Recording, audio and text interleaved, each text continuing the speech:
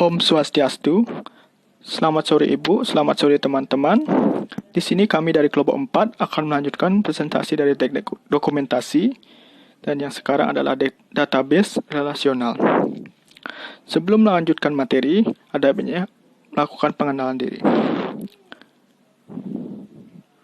Baik, yang pertama yaitu I Gusti Made Priyambada Putra dengan NIM 1817051008. Yang selanjutnya dengan saya sendiri atas nama Kedinanda Yoga dengan NIM 1817051047. Yang terakhir ialah I Dewa Komang Masuke Purnama Hadi dengan NIM 1817051301. Baik, untuk materi pembuka akan dijelaskan oleh saya sendiri. Materi yang pertama yaitu file versus database. Sistem database relasional atau database relational system adalah sebuah program komputer atau seperangkat program komputer yang dirancang untuk mengatur atau memanajemen sebuah basis data sebagai sekumpulan data yang disimpan secara struktur dan melakukan operasi-operasi atas data dan permintaan penggunanya. Contoh penggunaannya yaitu dalam sistem akuntansi, manajemen sumber daya manusia atau SDM, manajemen inventory atau persediaan barang dagang, dan lain sebagainya. Materi selanjutnya yaitu elemen-elemen dasar hierarki data. Pada layar nampak gambar dari elemen-elemen dasar hierarki data yang mengaitkan antara field, file, dan database. Saya akan menjelaskan tentang pengertian dari masing-masing dan fungsinya dari field, file, dan database ini, yaitu untuk file, yaitu informasi mengenai atribut-atribut dari pelanggan seperti nama dan alamat yang disimpan dalam field. Semua field berisi data mengenai satu entitas, misalnya satu pelanggan yang membentuk sebuah note atau catatan-catatan. Catatan yang tersebut akan terkait dikumpulkan dalam satu file.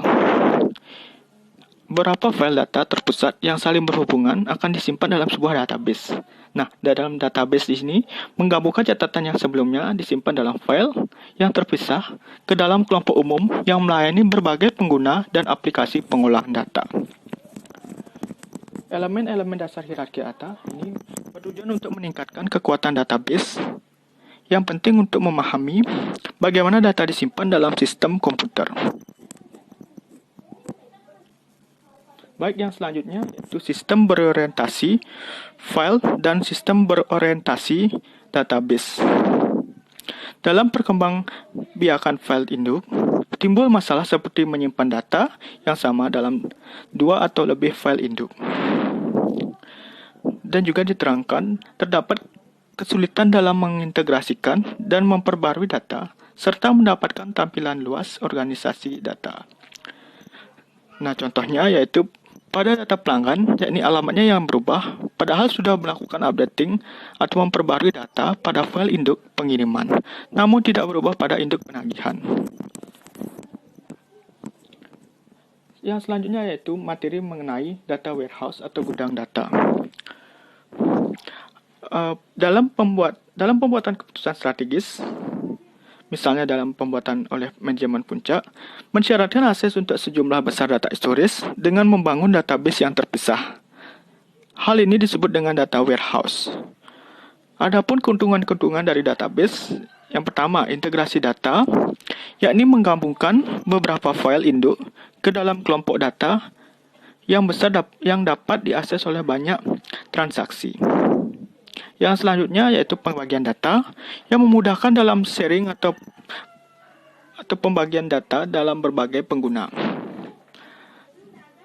Ketiga, meminimalkan kelebihan dan inkonsistensi data karena item-item data disimpan banyak sekali, sehingga meminimalisir adanya data yang double.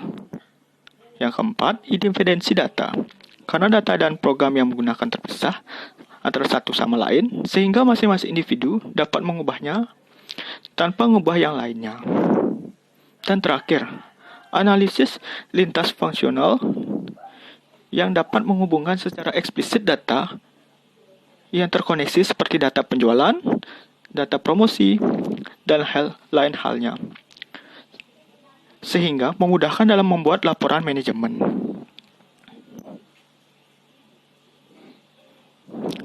Baik, untuk materi sistem database akan dijelaskan oleh teman saya. Terima kasih. Perkenalkan, nama saya Dewu Komus Putramadi dengan NIM 1817051301. Sekarang saya akan membawakan materi tentang sistem database. Di dalam sistem database dapat yaitu yang pertama tampilan logis dan visi data, yang kedua skema, yang ketiga kamus data, dan yang terakhir itu ada bahasa DBMS.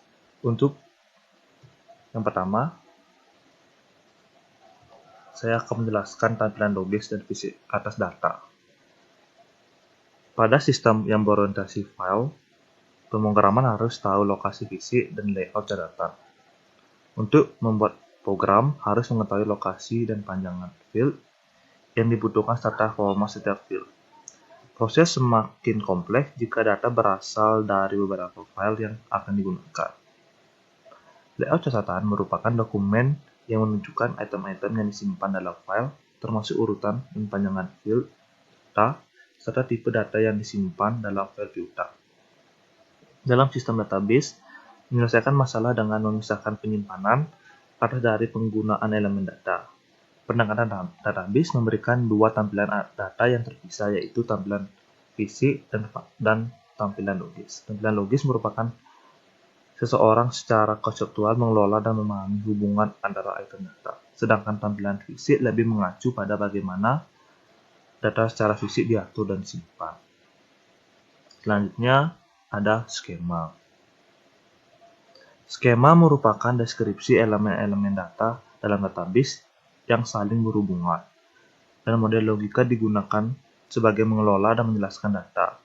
Terdapat 3 jenis level skema. Yang pertama itu ada skema konseptual, yang kedua skema eksternal, dan yang ketiga ada skema internal.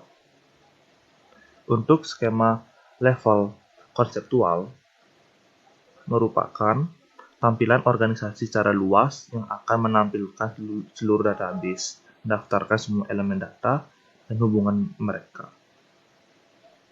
Yang kedua itu skema eksternal. Skema eksternal merupakan tampilan penggunaan individu terhadap bagian-bagian database yang masing-masing mengacu pada sebuah subskema.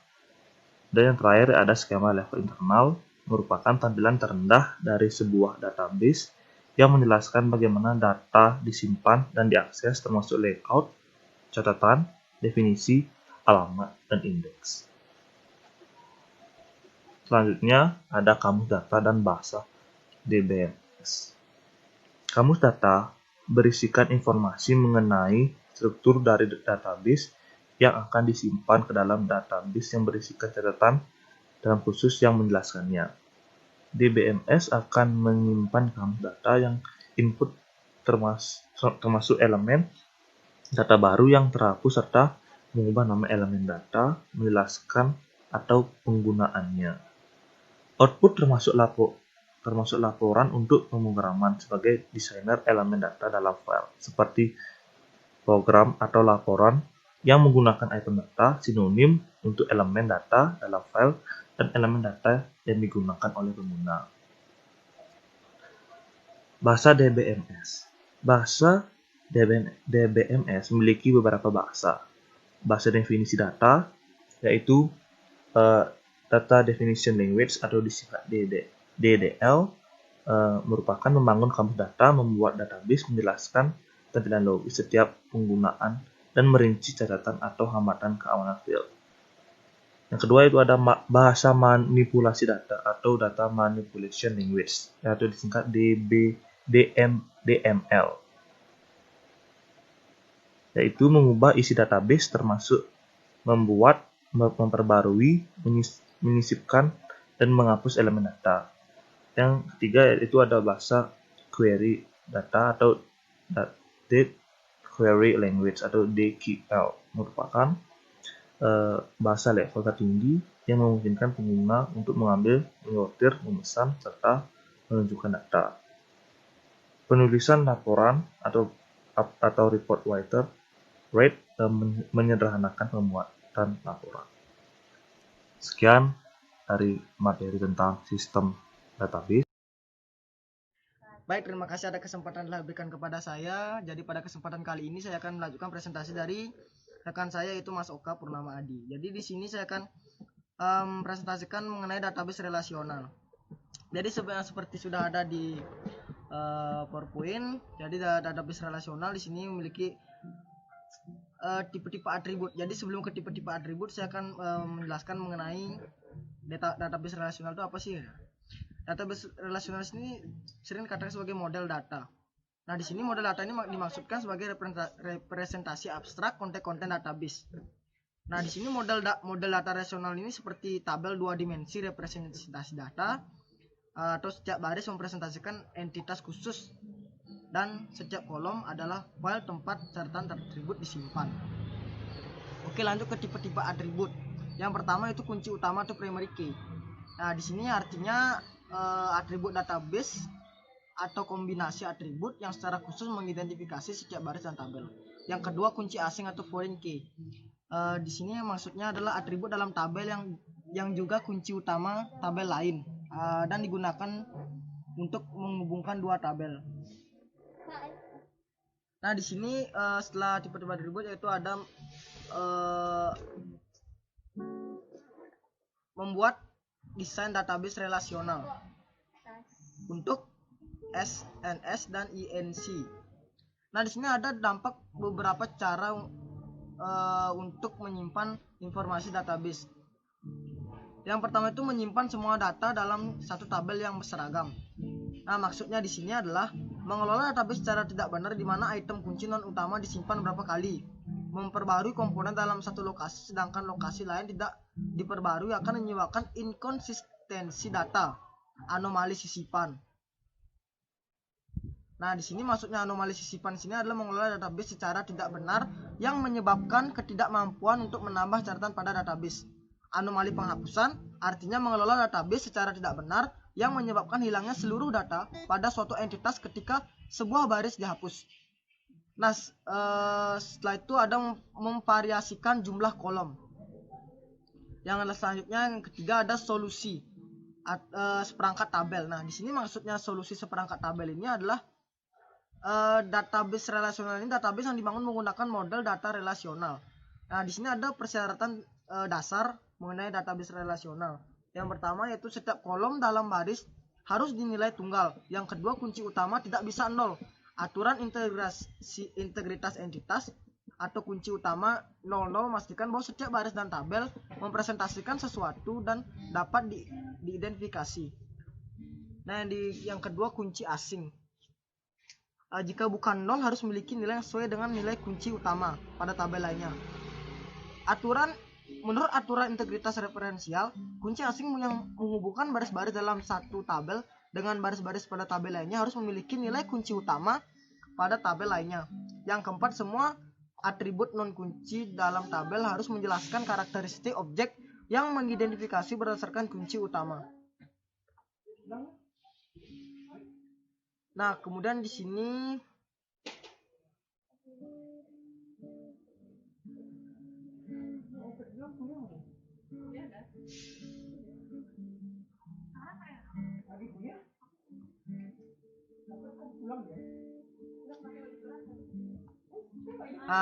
selanjutnya dua pendekatan untuk desain database.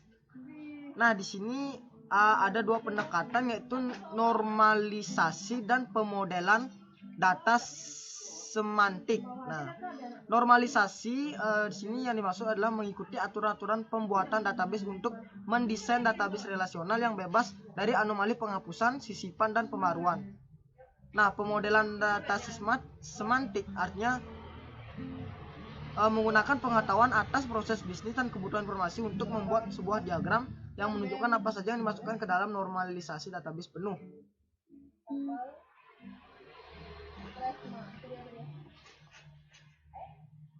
Nah, selanjutnya adalah membuat query database relasional. Jadi yang pertama query 1 yaitu menjawab dua pertanyaan beberapa nomor faktur yang dibuat semua penjualan yang dibuat untuk di ING. dan siapa tenaga untuk setiap penjualan. Query kedua menjawab pertanyaan berapa banyak televis yang dijual di bulan Oktober. Yang ketiga menjawab pertanyaan siapa nama dan di mana alamat pelanggan. Yang keempat menjawab pertanyaan berapa nomor faktur penjualan, tanggal dan total faktur penjualan bulan Oktober. Yang kelima menjawab pertanyaan berapakah total penjualan berdasarkan tenaga penjual. Baik, sekian yang dapat saya presentasikan mengenai database relasional. Saatnya akan dilanjutkan oleh rekan saya. Terima kasih.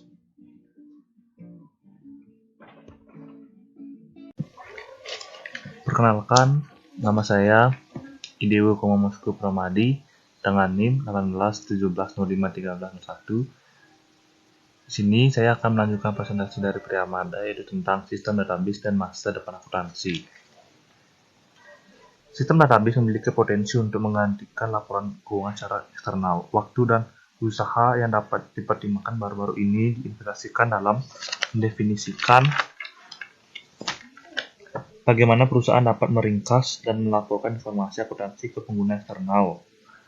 Keuntungan signifikan dari sistem database adalah kemampuan dalam membuat query ad hoc untuk menyediakan informasi yang dibutuhkan pada pembuatan keputusan.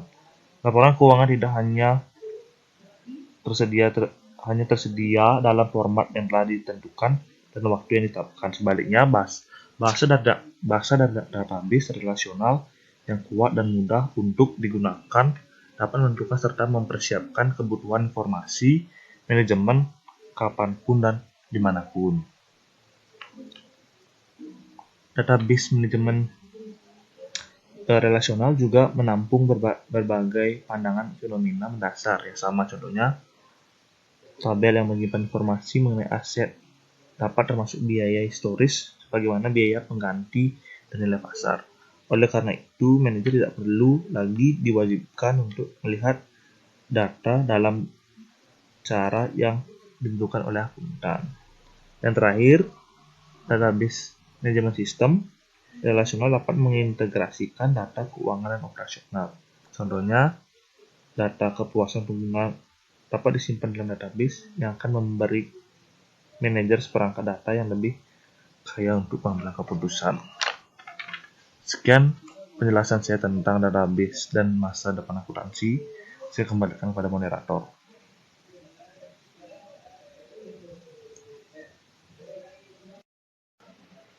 Sekian presentasi dari kelompok 4. Kami mohon maaf jika ada kesalahan kata yang disengaja maupun tidak. Kami akhiri dengan Param Santi. Om Santi, Santi, Santi, Om.